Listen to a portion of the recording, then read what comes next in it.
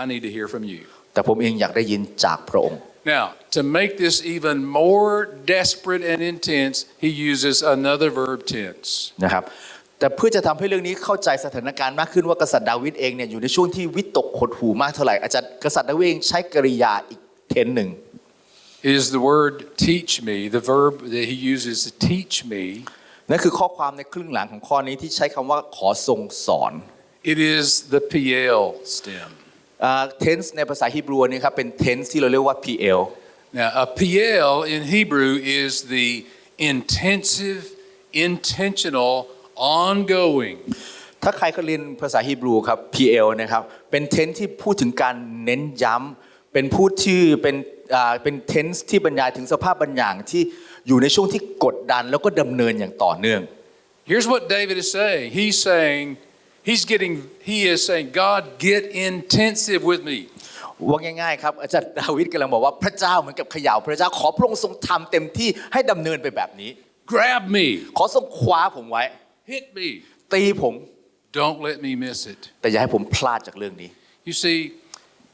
he knows he so needs to go in God's direction เพราะดาวิดรู้ดีครับว่าเขาเองจำเป็นต้องอยู่ในทิศทางในเส้นทางของพระเจ้า He's saying God grab a hold of me ขอพระเจ้าทรงคว้าผมไว้ Sometimes leadership in the church can be that intense หลายๆครั้งครับภาวะผู้นำคริสตจักรสามารถอยู่ในระดับที่เข้มข้นขนาดนั้น And this is why และนี่คือเหตุผลครับว่าทำไม Gospel-centered churches are the only hope for the world เพราะว่าคริสตจักรที่มีพระกิตติคุณเป็นศูนย์กลางนั่นคือความหวังเดียวของโลกนี้ The mission of God is through the local church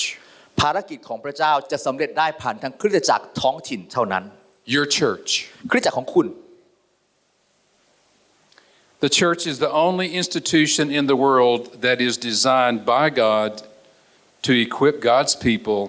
for the spiritual, cultural, and social renewal of all nations. เพราะว่าคริสตจักรคือสถาบันเดียวในโลกนี้ที่ถูกออกแบบโดยพระเจ้าและพระเจ้าเองทรงเสริมกำลังเพื่อเขาเองจะสามารถรื้อฟื้นฟูทั้งในมิติของวัฒนธรรมทั้งจิตใจทั้งสังคมให้กับชนทุกชาติ All right, here are three statistics that grab our attention. One is two of these you already know. Thailand, least evangelized country in the world. Less than 0.1%. CCT is the largest evangelical group in Thailand. Those two you know. Here's the third. With a good coach, you will be 86% more effective in your ministry. อาจารย์รอดเองพูดถึงสถิติ3อย่างกับเราที่นี่สถิติ2อย่างแรกเราเองทุกคนรู้ดีอยู่แล้วด้านแรกประเทศไทยเป็นหนึ่งในไม่กี่ประเทศที่มีประชากรคริสเตียนต่ำกว่า 1% ของประชากรทั้งประเทศด้านที่2เรารู้ชัดเจนดีว่าสภาคริสตจักรของเราเป็นโปรเตสแตนต์คณะนิกายที่ใหญ่ที่สุดในประเทศไทยแต่ข้อที่3ที่คุณยังไม่รู้ก็คือว่าเมื่อไหร่ก็ตามที่คุณมี Gospel Coach โค้ชแบบพระกิตติคุณ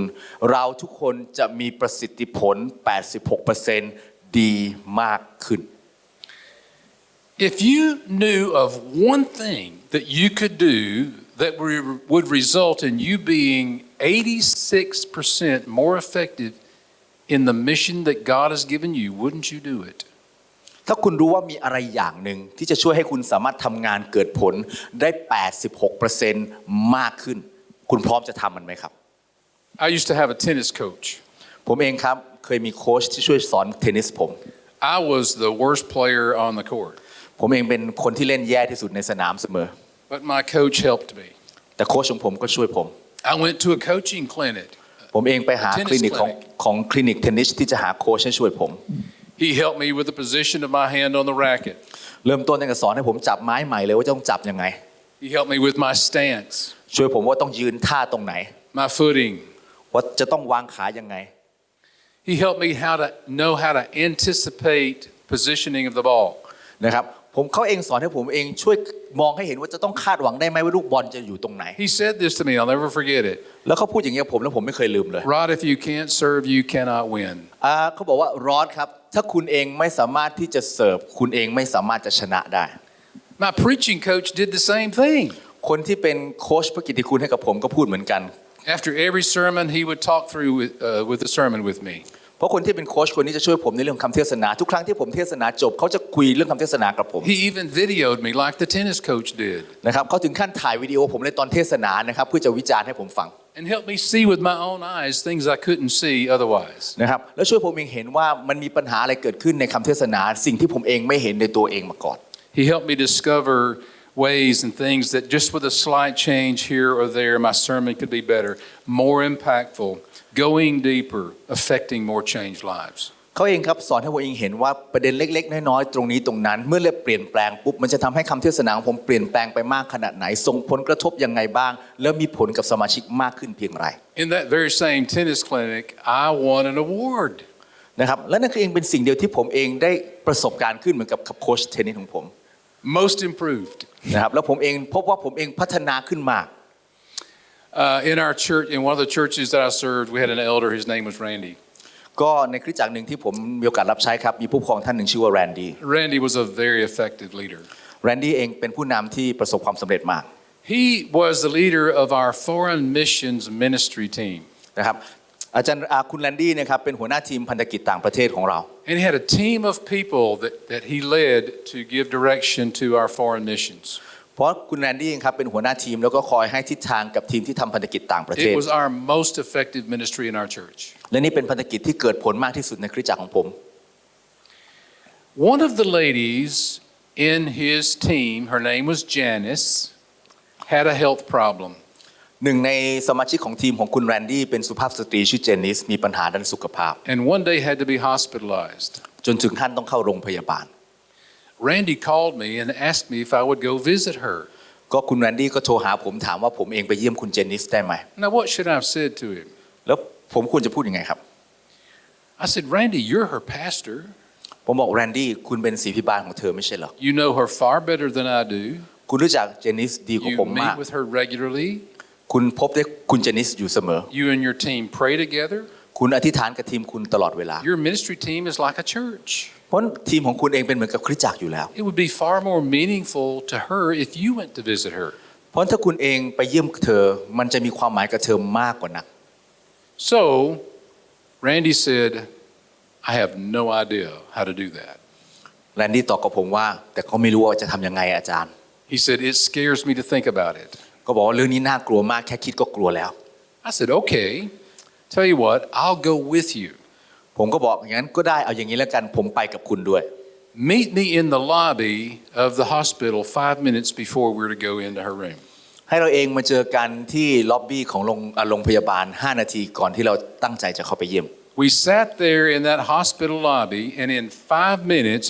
I gave Randy 5 tips on how to make a hospital visit. นะครับเมื่อเราเจอกันตรงนั้น5นาทีตรงนั้นเนี่ยครับผมเองเลยครับให้คำแนะนำกับคุณแรนดี้5ประการว่าคุณจะทำการเยี่ยมเยียนในโรงพยาบาลยังไง And then I said, all right, let's go do it. แล้วผมก็เอาละได้เวลาละงั้นเราไปทำด้วยกัน So we went to Janice's room. เพราะเราก็ไปที่ห้องของคุณเจนนิส We did the 5 things. เราก็ทำ5ประการที่ผมแนะน Randy just watched and listened. ำนะครับคุณแรนดี้เองก็แค่มองแล้วก็ฟัง We prayed with Janice, เราอธิษฐานกับคุณ which เจน was นิส one of the 5 things. นั่นเป็น1ใน5อย่างของเรา And then we left. แล้วเราเองก็จากไป We didn't stay long. เราไม่ได้อยู่นานเปื่อย We went back to the lobby of the hospital เราเองกลับมานั่งที่ล็อบบี้ของโรงพยาบาลอีกครั้ง to debrief the visit. เพื่อจะมาสรุปว่าสิ่งที่ไปพบในการเยี่ยมนั้นเป็นยังไง Randy was excited. คุณแรนดี้ตื่นเต้นมาก He said, I can do this. โอ้ผมทำได้นี่แบบเนี้ย And the next time he did. ผมก็บอกถ้างั้นคราวหน้าคุณทำนะ I thought that probably I'd need to go with him and just watch him and support him the next time that he went to make a hospital visit. ผมกำลังคิดอยู่ในใจครับว่าถ้าคราวหน้าจะต้องไปเยี่ยมโรงพยาบาลอีกผมคงจะไปด้วยนะแต่คราวนี้ผมจะคงเป็นคนที่ไปดูแล้วก็คอยให้กำลังใจกับเขา And that's a good thing to do, coaching a leader.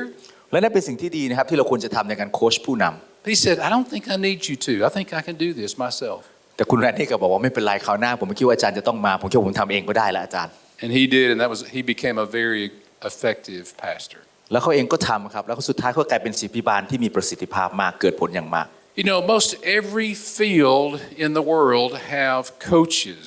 ไม่ทราบคุณทราบไหมครับเกือบจะทุกสถานการณ์ทุกอาชีพในโลกเขามีโค้ช Whether it's sports, education, business, medicine, the arts, fitness, or the financial industry, they all have coaches. นะครับไม่ว่าจะเป็นเรื่องของธุรกิจเรื่องของกีฬาเรื่องของการศึกษาเรื่องของศิลปะเรื่องของการเงินทุกวงการเหล่านี้มีโค้ชทั้งนั้น Why should not pastors? แต่ทำไมศิษย์พิบาลเรากลับไม่มีล่ะ Of all people, we should know better. จากบรรดาคนทั้งหลายที่มีเราเองควรจะเป็นคนที่รู้เรื่องนี้ดีกว่าใครไม่ใช่เหรอ Not relying on our self-sufficiency, ที่เราเองควรจะบอกได้ว่าเราไม่ควรจะพึ่งพาในความพรั่งพร้อมของตัวเรา but relying on the body of Christ, แต่กลับพึ่งพาในพระกายของพระคริสต์ serving each other รับใช้ซึ่งกันและกัน to do the work of the gospel. เพื่อจะทำพันธกิจแห่งพระกิตติคุณ Coaching helps remind a leader of the gospel that shepherds need to be shepherded. เพราะการโค้ชเองได้เตือนสติ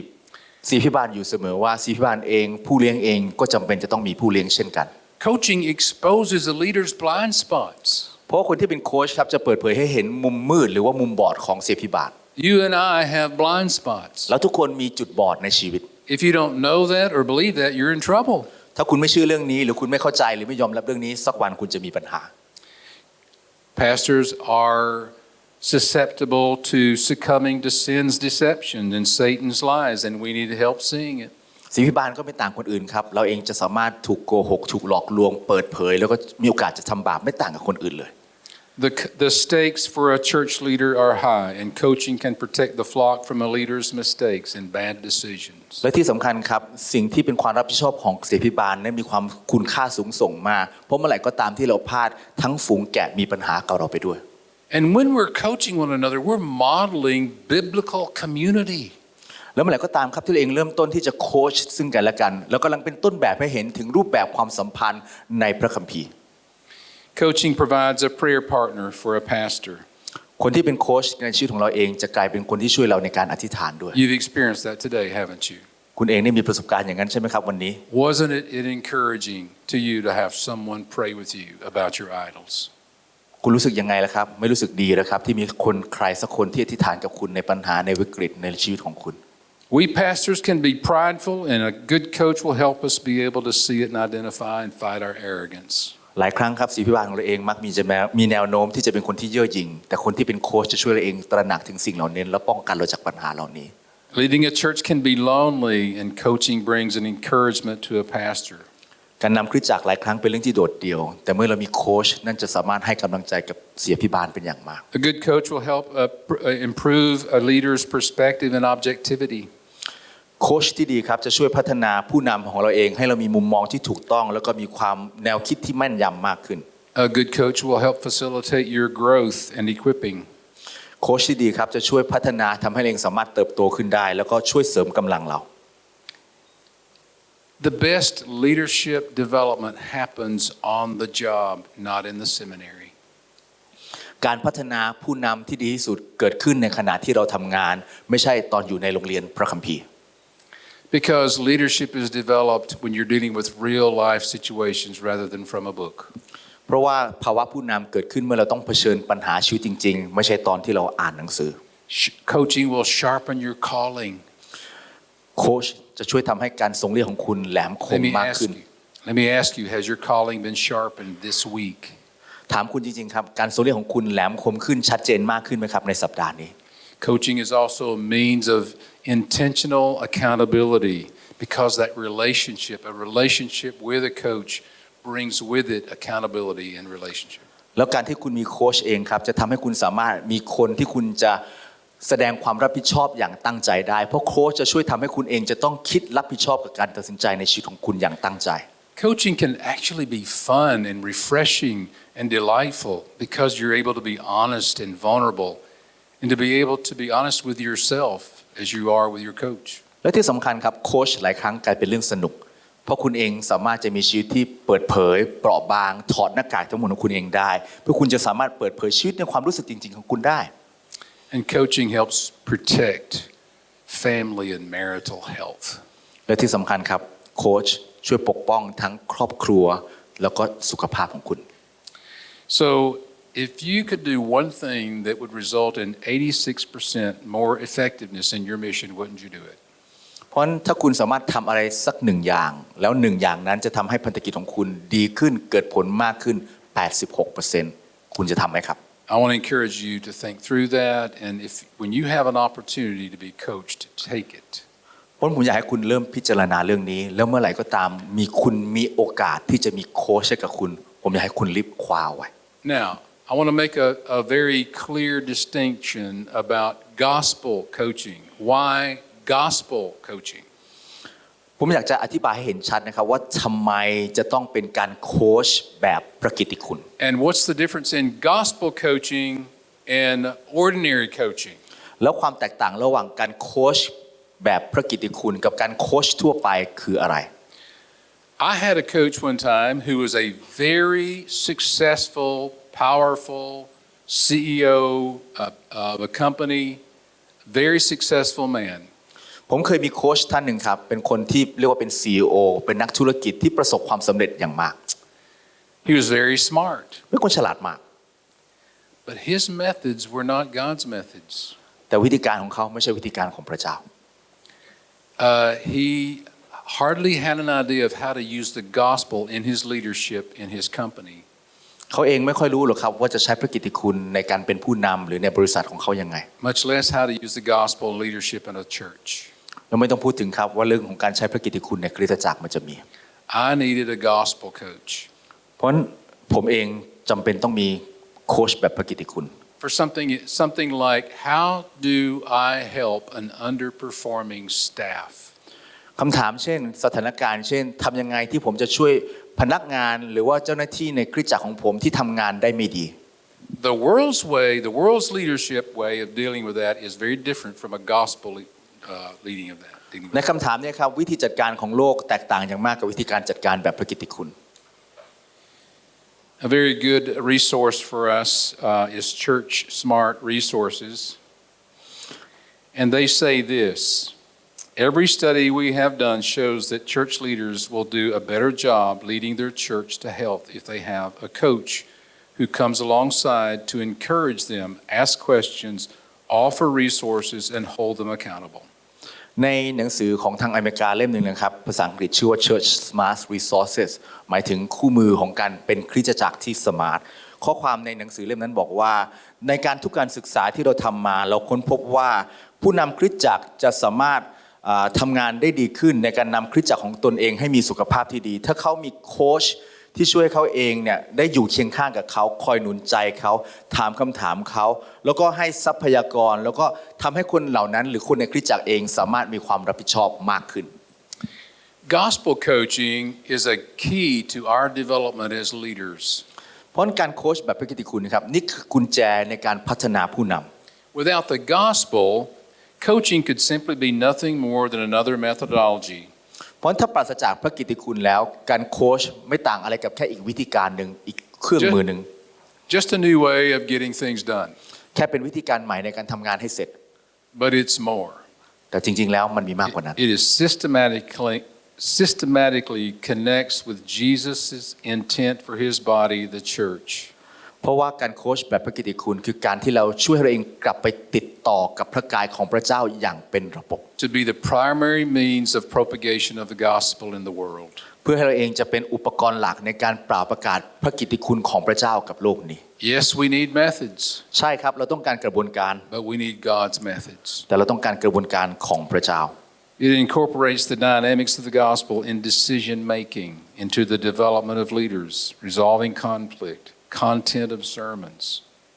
เพราะสิ่งนี้เองครับมันจะช่วยรวบรวมให้เราเองถึงการที่มีพระกิตติคุณในการพัฒนาผู้นำของเราในการแก้ไขความขัดแย้งของเราในการพัฒนาเนื้อหาคำเทศนาหรือแม้แต่ในชีวิตส่วนตัวของเราเอง As well as the personal life of the pastor. รวมทั้งชีวิตส่วนตัวของศิษย์พิบาลด้วย See, the gospel is an environment, not just a message. เพราะพระกิตติคุณครับเป็นจริงๆแล้วเป็นเหมือนกับสภาพแวดล้อมในชีวิตของเราไม่ใช่แค่เป็นเนื้อหาที่เราสอน It's not just something you tack on to the end of your sermon to make it a gospel sermon. It's interwoven in the fabric all the way through, not just your sermon, but your life. เขาว่าพระกิตติคุณครับไม่ใช่แค่บอกว่าเราเลือกพระเยซูคริสต์ไปแปะไว้ตอนจบของคำเทศนาเพื่อจะบอกเราเป็นคำเทศนาแบบพระกิตติคุณแต่พระกิตติคุณเองมันจะเป็นต้องถักทอในชีวิตของคุณมาตลอดเวลา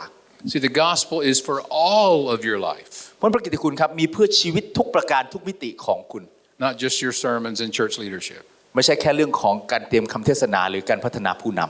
ำ The purpose of gospel coaching is to provide leaders, whether planting a new church or leading an existing church or renewing a hurting church, with support, assistance, and accountability in skill development of competencies, personal life issues, gospel transformation, and navigation in their ministry role in the context of a friendship. เป้าหมายของการโค้ชแบบเสียพิบาลคือการที่เราเองช่วยผู้นำไม่ว่าจะเป็นในเรื่องของการบุกเบิกคริสตจักรใหม่ในการพัฒนาคริสตจักรที่มีอยู่แล้วหรือในการฟื้นฟูคริสตจักรที่กำลังบาดเจ็บมีบาดแผลด้วยการให้การสนับสนุนการช่วยเหลือการพัฒนาทักษะความสามารถหรือประเด็นส่วนตัวที่จะเกิดขึ้นได้ผ่านทางการเปลี่ยนแปลงโดยพระกิตติคุณและนำทางให้ตัวเองสามารถเข้าสู่การปรับปรุงบทบาทในพันธกิจในบริบทของมิตรภาพ We often think like humanists, หลายๆครั้งครับเรามักจะคิดเหมือนกับมนุษย์ but we need to think like Christians. แต่เราเองจะต้องคิดแบบคริสเตียน We often lead like humanists, เราเองชอบนำตามวิถีทางของมนุษย์ but we need to lead like Christians. แต่เราเองจำเป็นจะต้องนำตามวิถีของคริสเตียน The gospel tells us that the heart condition of every man and woman is sinful. พระคัมภีร์บอกเราชัดครับว่ามนุษย์ทุกคนครับสภาพทางจิตใจของเราเองคือนิสัยบาป Jeremiah 17:9 says, "The heart is deceitful above all things and desperately sick." ในพระธรรมเยเรมีครับบทที่17ครับข้อ9บอกว่าจิตใจของเราเองครับก็เป็นสิ่งที่ล่อลวงที่สุดครับแล้วก็เป็นสิ่งที่บาดเจ็บแล้วก็เราเองจำเป็นจะต้องแก้ไข Who can understand it? มีใครบ้างจะเข้าใจจิตใจเหล่านี้ได้ I the Lord search the heart and test the mind. แล้วในข้อที่10บอกว่าเราองค์พระผู้เป็นเจ้าพินิจพิเคราะห์ในจิตใจและพิสูจน์ความคิด I give every man according to his ways, เราตอบแทนทุกคนตามหนทางของเขา according to the fruit of his deeds. ตามผลแห่งการกระทำของเขา Proverbs 11:2 says this, ในพระธรรมสุภาษิตบทที่11ข้อ2บอกแบบนี้ครับ When pride comes, then comes disgrace. เมื่อไหร่ก็ตามที่ความเย่อหยิ่งมาถึงการเสียหน้าก็ตามมา But with the humble is wisdom. แต่เมื่อมีปัญญาเราเองโทษทีแต่เมื่อมีความถ่อมเราเองก็จะได้เห็นปัญญา Sin is in the heart of every man and prevents him from seeing the path of God. ความบาปอยู่ในจิตใจของมนุษย์ทุกคนและนั่นเองปกปิดเราเองจากการมองเห็นหนทางของพระเจ้า Every pastor needs a coach. ศิบาลทุกท่านจำเป็นจะต้องมีโค้ชครับ In his research, Scott Thomas found 20 life issues to be common among most pastors. มีอาจารย์ท่านหนึ่งครับชื่อสกอตต์โทมัสได้ทำการวิจัยแล้วพบว่ามี20ประเด็นที่มักจะพบในชีวิตของเสียพิบาล Here are some of those things in their own words. นะครับและนี่เป็นประเด็นที่อาจารย์สกอตต์ค้นพบในหนังสือเล่มนั้น I'm really just average in my skills. หลายคนชอบพูดแบบนี้ครับว่าเราเองมีทักษะที่ธรรมดางั้นๆแหละครับ I'm often not sure what I'm supposed to be doing. หลายครั้งผมก็ไม่รู้หรอกว่าจะต้องทำอะไร I have hidden emotional issues, some of which are derived from my relationship with my father and my mother. ผมเองมีประเด็นลึกๆทางอารมณ์ที่ผมซ่อนอยู่แล้วประเด็นเหล่านั้นหลายเรื่องมันมาจากความสัมพันธ์ที่ผมมีกับพ่อหรือแม่ของผม I'm often motivated by self-glory. หลายครั้งผมมีแรงจูงใจเพื่ออยากให้ตัวเองได้หน้าได้ตาโด่งดัง I'm battling sin constantly and losing occasionally. ผมเองต่อสู้กับความบาปตลอดเวลาแล้วหลายครั้งเองผมก็พลาด I work way too much. ผมทำงานหนักเกินไป I have an inconsistent spiritual life. ชีวิตฝ่ายวิญญาณของผมขึ้นลงไม่แน่นอนเลย People get on my nerves.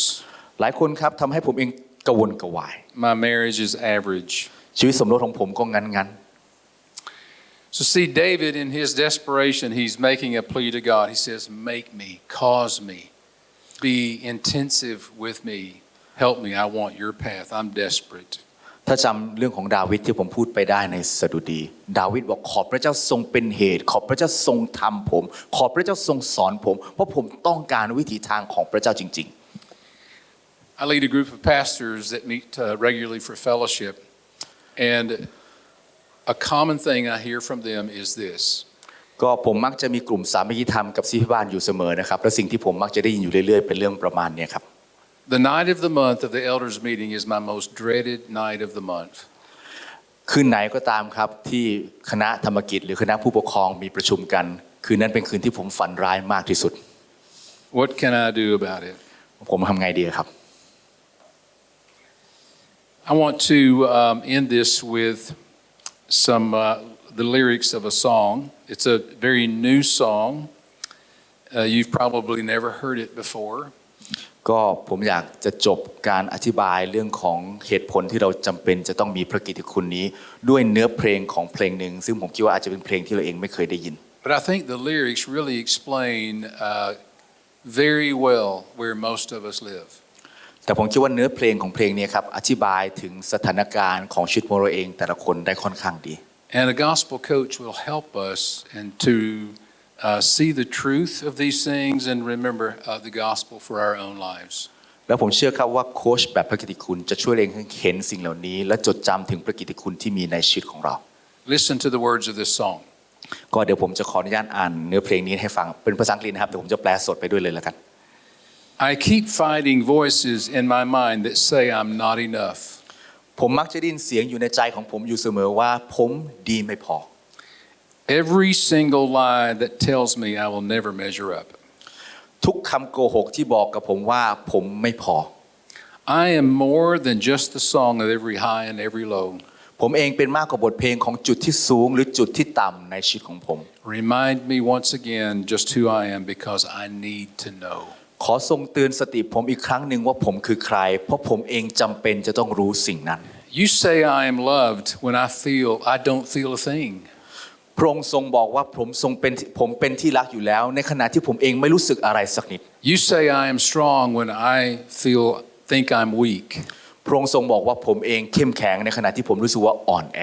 You say I am held when I am falling short. พระองค์เองทรงบอกว่าพระองค์ทรงอบอุ้มผมไว้ในขณะที่ผมรู้สึกผมกำลังพลาดอยู่ And when I don't belong, you say I am yours. แล้วเมื่อไหร่ก็ตามที่ผมรู้สึกผมไม่เป็นส่วนหนึ่งของเรื่องนี้อีกต่อไปพระองค์บอกผมว่าเจ้าเป็นของเรา The only thing that matters now is everything you think of me. สิ่งที่สำคัญมากที่สุดสำหรับผมในตอนนี้ก็คือว่าสิ่งที่พระองค์ทรงคิดเกี่ยวกับผม Because in you I find my worth, in you I find my identity. เพราะในพระองค์ผมพบถึงคุณค่าของตนเองในพระองค์ผมพบถึงอัตลักษณ์ตัวตนของผมเอง Oh, I believe what you say to me. โอ้ผมเชื่อในสิ่งที่พระองค์ทรงตรัสกับผม Taking all I have and now I'm laying at your feet. ผมเองนำทุกสิ่งที่ผมมีแล้ววางไว้ที่พระบาทของพระองค์ Because you have every failure, God, and you'll have every victory. เพราะพระองค์เองได้รับถึงความล้มเหลวทั้งหมดและบัดนี้พระเจ้าเจ้าข้าพระองค์เองทรงได้รับชัยชนะทั้งหมดแล้ว You say I am loved when I can't feel a thing. พระองค์ทรงตรัสว่าผมเองเป็นที่รักในขณะที่ผมไม่รู้สึกอะไร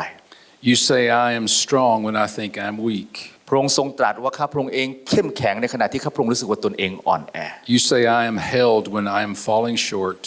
พระองค์ทรงตรัสว่าข้าพระองค์เองทรงยึดกลุ่มข้าพระองค์ไว้ในขณะที่ผมเองรู้สึกตนเองกำลังล่วงหล่นลงมา And when I don't belong, you say I am yours. เมื่อผมรู้สึกตนเองไม่ได้เป็นส่วนหนึ่งของที่นี่ต่อไปพระองค์ตรัสว่าเจ้าเป็นของเรา I believe what you say to me. ผมเชื่อในสิ่งที่พระองค์ตรัสกับผม You see, that's what Jesus is saying to you now. Those things. และผมอยากจะบอกเขาว่านั่นคือสิ่งที่พระเยซูคริสต์กำลังตัดกับคุณ And ตอ he นนี้ wants you to hear it and believe. พระองค์ทรงปรารถนาจะให้คุณได้ยินและเชื่อในสิ่งนี้ Let's pray together. ให้เราร่วมใจกันอธิษฐานด้วยกันครับ Gaining your goals from him, spending quality time alone, talking through life is the most important ministry you can give yourself to. การรักษาจิตใจของเราเองให้เชื่อมต่อกับพระทัยของพระเจ้าไม่ว่าจะเป็นการหล่อเลี้ยงจิตใจของคุณด้วยพระราชกิจของพระองค์การปรึกษาปัญหาชีวิตกับพระองค์การได้รับมุมมองของพระองค์เป้าหมายจากพระองค์การใช้เวลาการเฝ้าเดี่ยวอย่างมีคุณภาพกับพระองค์นี่เป็นสิ่งสำคัญที่สุดที่คุณจะสามารถทำให้กับตัวคุณเอง Your most important ministry is the ministry to your own heart.